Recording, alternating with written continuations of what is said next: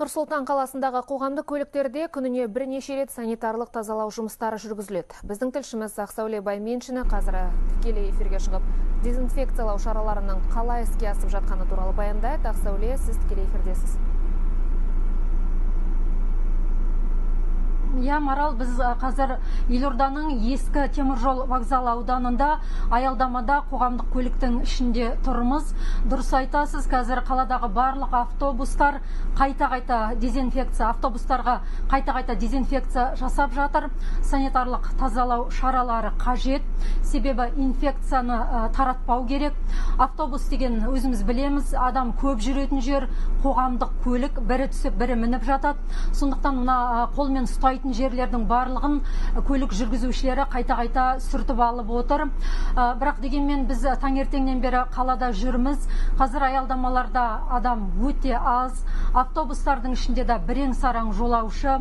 Бұған дейін карантин енгізілген күні қаладағы қоғамдық көліктердің 20% қысқарған еді. Қазір мереке күндері тағы 15%-ке азайған.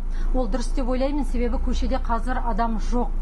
Бұл жалпы санитарлық тазалау шаралары қалай іске асып жатыр, қажетті сұйықтықтар жеткілікті ма? Бұл туралы бізге бұған дейін осы эфирдің алдында осы жолаушылар тасымалымен айналысатын кәсіпорынның баспасөз хатшысы айтып берген еді.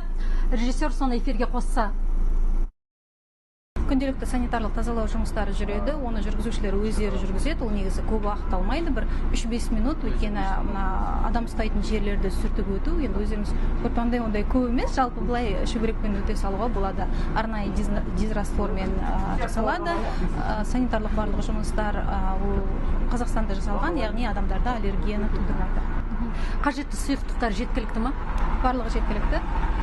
Жүргізушілерді біру бақылап тұра ма, тексеріп, мысалға шынымен уақытында жасады ма, жоқ па? Бізде департамент транспортного контроля деген бар, яғни көліктік бақылау департаменті, солар күнделікті тексереді.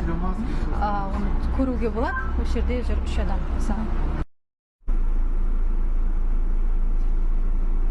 Марал, жалпы тағы да тұрғындардың есіне салып кетейік.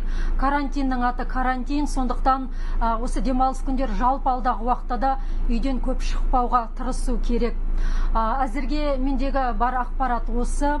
Жалпы бүгінгі осы біз өзіміз барған нысандар туралы ақпараттарды алдағы жаңалықтарда толықтырып айтатын боламын. Кезек өзіңізде. Рахмет, тікелей байланыста болған әріптесім Ақсәуле Байменшина.